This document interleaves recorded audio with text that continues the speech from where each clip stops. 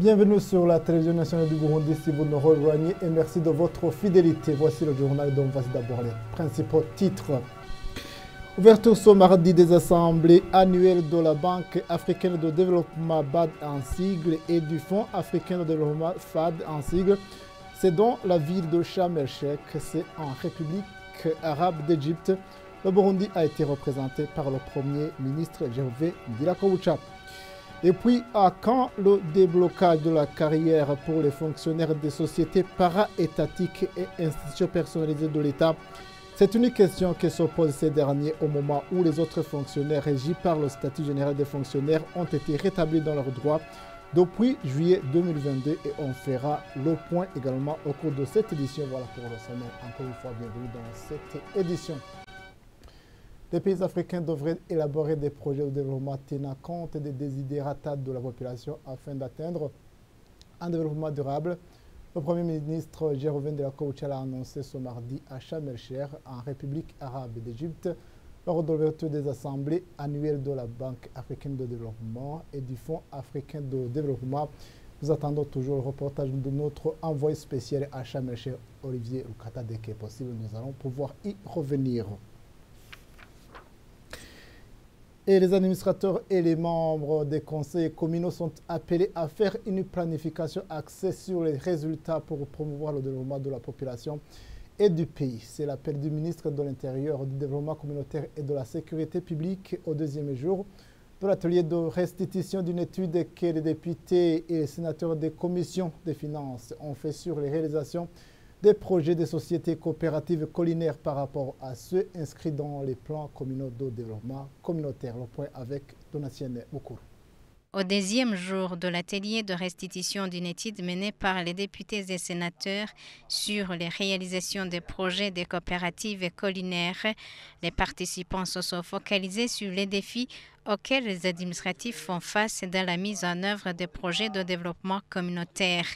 C'est notamment le manque de performance dans l'élaboration des projets de développement communautaire, la mise en œuvre de ces projets et la gestion axée sur les résultats, ce qui freine le développement du pays en général et de la population en particulier. Constat fait par la commission de l'Assemblée nationale chargée des comptes publics et des finances, des affaires économiques et de la planification lors d'une descente effectuée dans certaines provinces du pays, ce qui a permis d'élaborer un plan communal de développement communautaire modèle tenant compte des besoins de la population dans le cadre de promouvoir le développement du pays à l'horizon 2040 et 2060.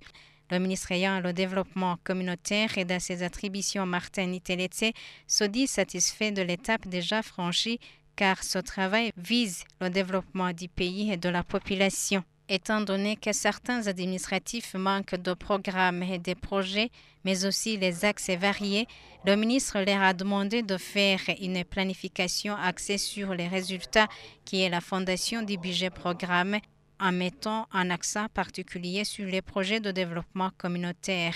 Il a exhorté également ses administratifs à conjuguer les efforts dans la mise en œuvre du budget programme. Et pour que la vision du chef de l'État pour le développement du pays soit atteinte, tout un chacun et surtout les responsables doivent s'acquitter honnêtement de leurs responsabilités. Ce sont là les remarques de l'ombudsman burundais Aimé Laurentine Kanyana ce mardi lors de la réunion tenue à l'intention des responsables œuvrant dans différents secteurs de la province de Bujumbura. Zeno Atongima. La réunion que l'ombudsman burundais Aimé Laurentine Kanyana a tenue ce mardi à l'endroit des responsables œuvrant dans la province de Bujumbura a été organisée pour leur expliquer les fonctions de cette institution. Selon l'ombudsman, recevoir une autorité supérieure comme le président de la République avec des lamentations signifie que les responsables locaux n'assument pas leurs responsabilités comme il faut. En plus, la mise en œuvre effective de la vision du président de la République de faire du Burundi un pays développé d'ici 2060 selon Kanyana implique la participation de tout un chacun, spécialement les leaders, en s'acquittant convenablement de leurs responsabilités. Rappelons que la paix est un pilier principal pour y arriver. Elle a exhorté les responsables et la population de faire la prévention des problèmes leur priorité. Lors de cette même réunion, l'ombudsman Aimé Laurentine Kanyana a reçu les doléances de la population et leur a donné des directives. Elle a fait savoir qu'il y a un programme de mettre en place des comités de 5 personnes volontaires représentant l'institution de l'ombudsman dans toutes les communes et a demandé que la population choisisse des personnes intègres. Le secrétaire général du parti CNDD-FDD exhorte les ménages, particulièrement ceux d'Ewagumnyabanga, à bien planifier leur projet de développement pour un beau avenir. Un appel lancé par le secrétaire général du CNDD-FDD lors des rencontres avec les Wagumnyabanga des 5 zones de la commune Gitirani ayant bénéficié des enseignements en rapport avec l'idéologie du CNDD-FDD. Absalom Daïsé. Toura est une zone parmi les 5 zones qui composent la commune Giterani, visitée par le secrétaire général du parti CNDD-FDD, Révérien Dikouliyo et d'autres leaders. Les membres du parti CNDD-FDD de cette localité ont comme slogan « Le pays ne se donne pas gratuitement, ça se dispute à travers un combat ». Au cours du dialogue avec les Wagumnyabanga qui ont bénéficié des enseignements en rapport avec l'idéologie du parti CNDD-FDD dans la zone Toura, on est revenu sur l'histoire du Burundi, ce qui est arrivé au pays dans le passé. Connaître l'histoire du pays contribue beaucoup dans la préparation d'un bon avenir. Les bonnes œuvres qu'a connues le Burundi sont à pérenniser, tandis que ceux qui ne sont pas bonnes sont à corriger, ont-ils souligné. Le secrétaire général du parti CNDD-FDD, Révérien Dikouliyo, a fait savoir que cette descente s'inscrit dans le cadre de vérifier si les enseignements dispensés seraient maîtrisés. Révérien Dikouliyo a exhorté les membres du parti CNDD-FDD à bien planifier pour se développer, que chaque ménage fasse son plan de développement, a insisté le secrétaire général du parti CNDD-FDD. Avec sa délégation, il a visité aussi la zone Masaka. Un accueil chaleureux lui avait été réservé. Même dans cette zone, il a dialogué avec les Wagumnyabanga ayant bénéficié des enseignements concernant l'idéologie du parti au pouvoir. Une autre zone visitée ce lundi par le secrétaire général du parti CNDD-FDD et toute la délégation, c'est la zone Ruzo. Le message délivré a été le même. Il a dit qu'il est satisfait de l'organisation du parti CNDD-FDD dans cette localité. La zone Giterani a été aussi visitée par le secrétaire général du parti au pouvoir CNDD-FDD. C'était également de l'allégresse lors de l'accueil de solidaires politiques. Il a prodigué divers conseils à ces Wagumnyabanga. Selon le secrétaire général du parti CNDD-FDD, les enseignements dispensés sont très importants car ça aide à faire un raisonnement poussé dans la planification des projets de développement. Les Wagumnyabanga de cette zone ont offert au secrétaire général du parti CNDD-FDD des paniers remplis de vivres cultivés dans cette localité et autres. Il a clôturé les activités de ce lundi en zone de Mugano. Même dans cette zone, le message était le même. D'après le secrétaire général du parti CNDD-FDD, Révérien Dikouliyo, chaque ménage a besoin d'un visionnaire pour faire un ménage bien organisé, capable d'élaborer un plan de développement pour un bon avenir. Rappelons que dans la nouvelle délimitation des frontières des provinces et communes, la nouvelle province de Buhumuza sera composée de Ruyigi, Changuzo et Muyinga, ayant Godelier Veninahazwe comme marraine. Journée portes ouvertes au ministère des Affaires étrangères, de la coopération au développement. Le thème retenu pour cette année est la diplomatie économique au service du développement, l'ère de la mise en œuvre de la zone de libre-échange continentale africaine. Leopoldine Kamek. Portes ouvertes au ministère en charge des Affaires étrangères et de la coopération au développement ont été une occasion au public burundais et aux partenaires du dit ministère de visiter ses locaux et bureaux et prendre connaissance des services offerts par ce ministère. Au moment où les différents bureaux de ce ministère sont localisés dans 2 bâtiments, à savoir l'immeuble habitant le cabinet du ministre et celui de l'INSS, tous les 2 bâtiments ont été visités. La présidente de la commission chargée de préparer les journées portes ouvertes édition 2023 au ministère en charge des Affaires étrangères et de la coopération au développement décrit certains des départements rencontrés au sein de son ministère. Il y a une direction générale chargée des relations bilatérales, il y a une direction générale chargée des questions multilatérales, il y a une direction générale chargée de l'administration et de la gestion. Il y a une direction générale chargée du protocole. Il y a une direction générale chargée des organisations non gouvernementales étrangères et des associations sans but lucratif étrangères, chargée aussi des questions de la diaspora et de l'emploi des migrants, pour ne citer que cela. Les visiteurs ont eu aussi l'occasion de poser des questions ou de demander des éclaircissements. Cependant, au nom de la diaspora burundaise qui vit à l'extérieur, ils ont émis le souhait d'ouvrir le service en charge de délivrer les documents de voyage au sein des ambassades. Sur ce, ils ont eu comme réponse que le ministère des Affaires étrangères de la coopération au développement, pour pallier à cette problématique, délivre des laissez-passer tenant lieu de passeport à travers les représentations du Burundi dans les pays où se trouve la diaspora pour faciliter le voyage de tout Burundais qui souhaite venir chercher son passeport. Atelier national de formation des parties prenantes sur la transparence climatique ce mardi à Bujumbura. Atelier organisé à l'intention des experts du ministère de l'Environnement, Agriculture et Élevage. Durant les 3 jours de l'atelier, les participants auront l'occasion de suivre les exposés qui leur permettront de s'approprier du terme de transparence et climatique et définir un plan de travail du pays. Joséphine Troyes. Les changements climatiques et la dégradation des ressources terrestres sont des phénomènes environnementaux qui menacent le cadre de vie de l'homme et interpellent son action. Pour faire face à ces changements climatiques, plusieurs initiatives ont été menées dans le cadre de l'accord de Paris. Les pays réunis au sein de la communauté économique de l'Afrique centrale ont créé un hub régional, en d'autres mots un centre régional, pour mettre en œuvre le plan de transparence de l'action climatique dans la sous-région.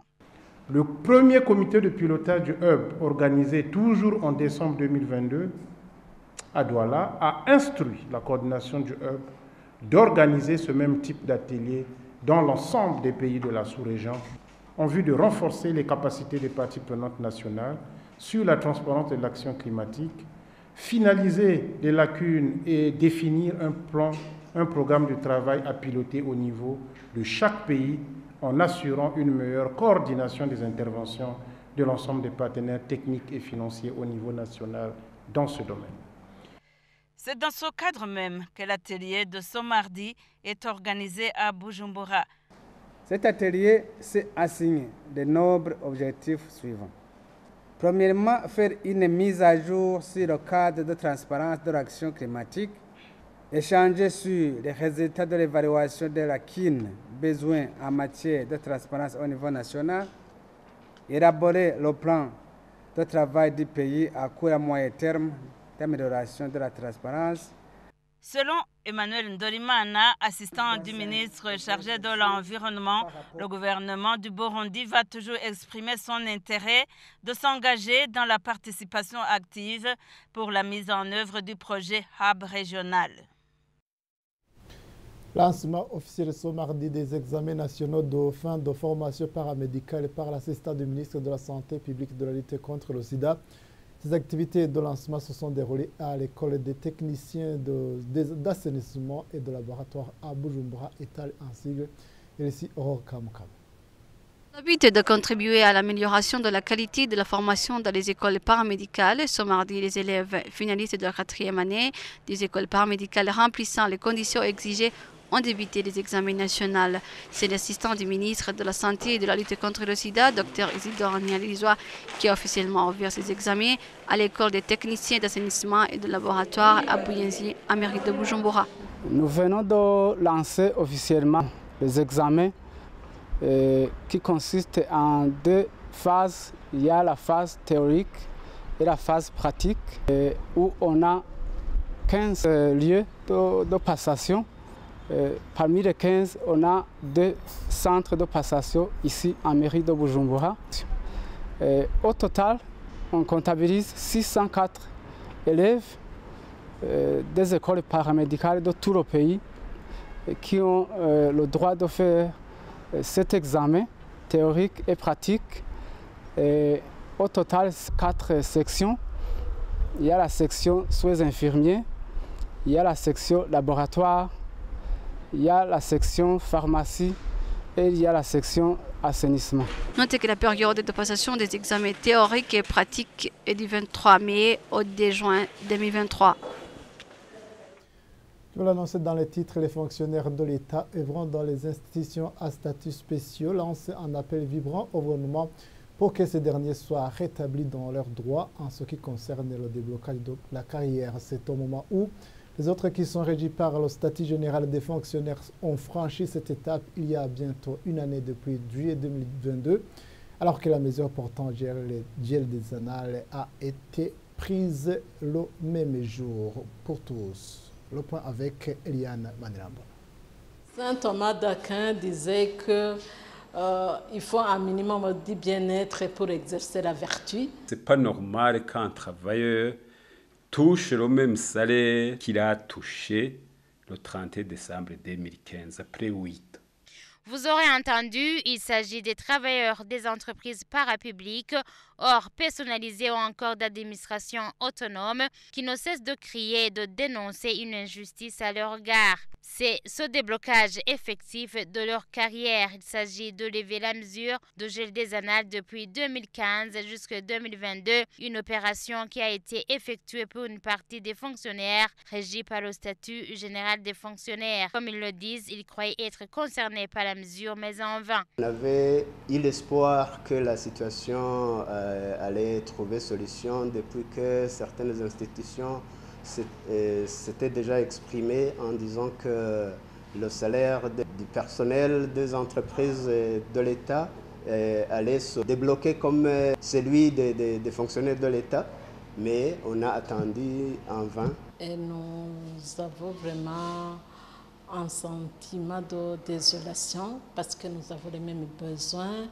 Donc, nous sommes bloqués parce que les autres sont déjà en droit, dont nous autres attendons depuis longtemps. D'autres se demandent pourquoi une mesure de gel des annales a été appliquée aussitôt prononcée, mais la levée de cette dernière manifeste 2 poids 2 mesures avec une sorte d'oubli pour les uns, alors que le gouvernement dit les temps vieillis devait traiter équitablement ses employés. Déplorable, on vient de passer pratiquement 8 ans dans une situation de gel des annales, on n'avance pas. Depuis juillet 2022, on a procédé au déblocage administratif pour les agents et fonctionnaires de l'État, mis à part les fonctionnaires des entreprises à caractère personnel de l'État. Donc nous attendons, espérons que le gouvernement va procéder au déblocage administratif pour ces agents des entreprises de l'État. Nous demandons que justice soit faite, que nous soyons traités de la même manière que les autres fonctionnaires de l'État. Nous demandons au gouvernement de débloquer nos carrières.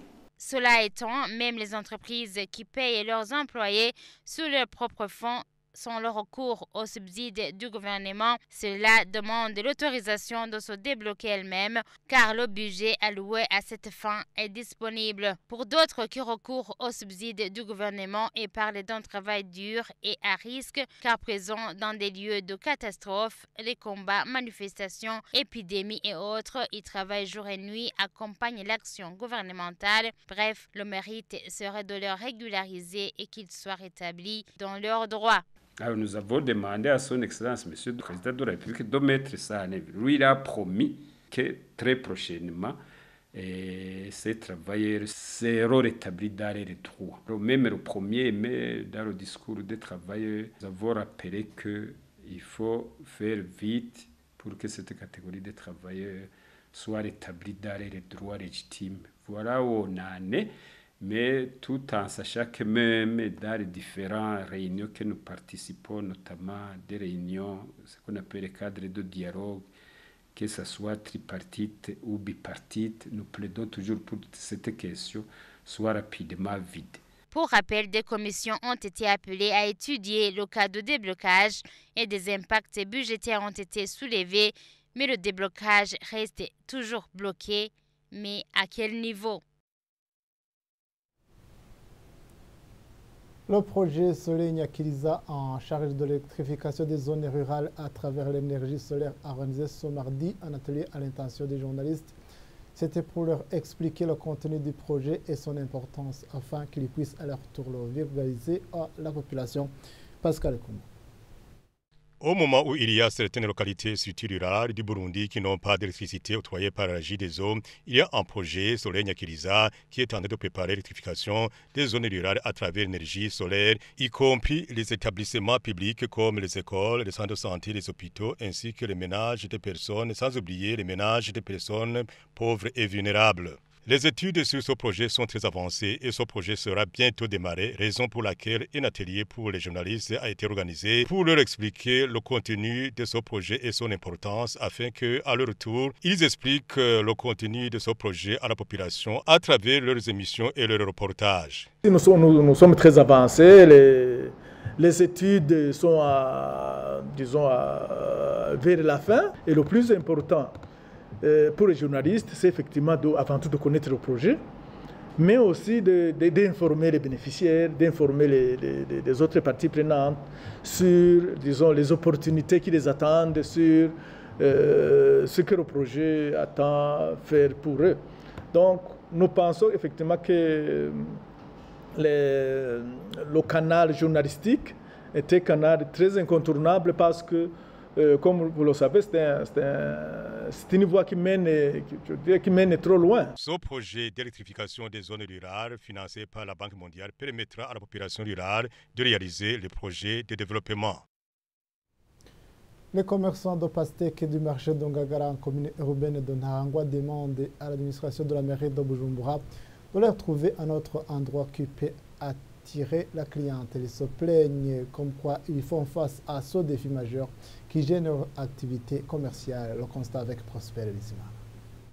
Nous sommes ici au marché d'Ongagara à mairie de Bujumbura, dans un endroit réservé aux commerçants du fruit appelé pastèque. La situation actuelle est alarmante pour ces commerçants. Ils sont frappés tous les jours par le soleil et la pluie et n'ont pas de clients au niveau de ce marché.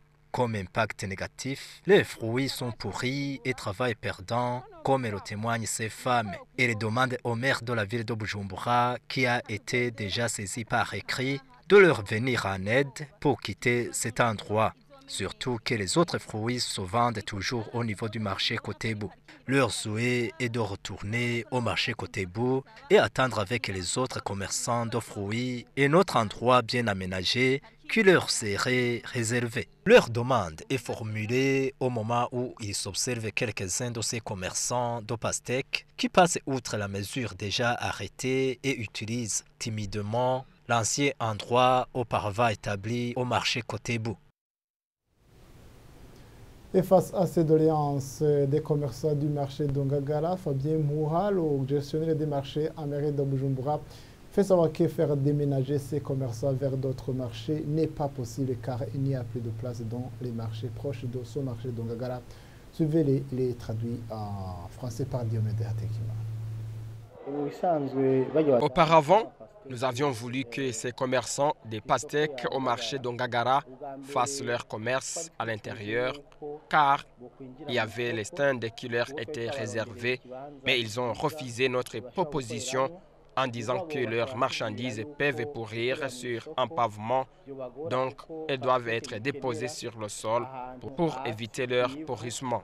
C'est pourquoi vous les voyez à l'extérieur du marché d'Ongagara. Je sais que ces commerçants ont des inquiétudes car ce marché n'est pas beaucoup fréquenté suite à l'absence des parkings autour de ce marché qui permettrait la circulation. Ici, l'administration de la mairie de Bujumbura prévoit prochainement y installer les parkings des véhicules qui vont à l'intérieur du pays. Je sais également que ces commerçants des pastèques demandent d'être déplacés dans les marchés qui sont beaucoup fréquentés. Mais tous les marchés sont saturés. Prenons l'exemple des marchés de Kinama, Kamenge et Kotebu. Tous ces marchés, leurs places sont occupées par les commerçants. C'est-à-dire que la seule place inoccupée qui nous reste se trouve au marché d'Ongagara. Alors, la meilleure solution est d'attribuer les stands à ces commerçants des pastèques à l'intérieur du marché d'Ongagara. Et dans la chronique Choses publiques, nous revenons sur l'entretien et la protection des feux tricolores installés dans le centre-ville de Bujumbura. Certains sont cognés par des conducteurs et ne sont pas remplacés, ce qui gêne la circulation routière. Prosper Bizimana pour le constat. L'implantation de feux de signalisation permet une bonne réglementation de la circulation routière dans une ville comme Bujumbura en cours de développement. Cependant, le constat est que certains de ces feux tricolores sont aujourd'hui en panne. Certains ont été cognés par les conducteurs, d'autres ont été volés les pièces et sont là sans rien servir en ce qui concerne de la réglementation de la circulation routière. L'autre constat est que le remplacement de ces feux tricolores cognés tarde souvent. On ne sait pas si la mesure d'Okikase-P annoncée par les administratifs n'a pas été suivie. Mais il y a des messages et des discours d'espoir qui se font entendre de la part des leaders politiques et administratifs. Ils suggèrent qu'il faut arrêter même des sanctions sévères pour ceux qui passent outre les mesures de respect des objets d'embellissement des routes ou des signaux pour la réglementation de la circulation routière. Et voilà, c'est sur cette chronique et choses publiques de Prosper Bizimana que nous bouclons cette édition. Merci à vous tous de l'avoir suivi.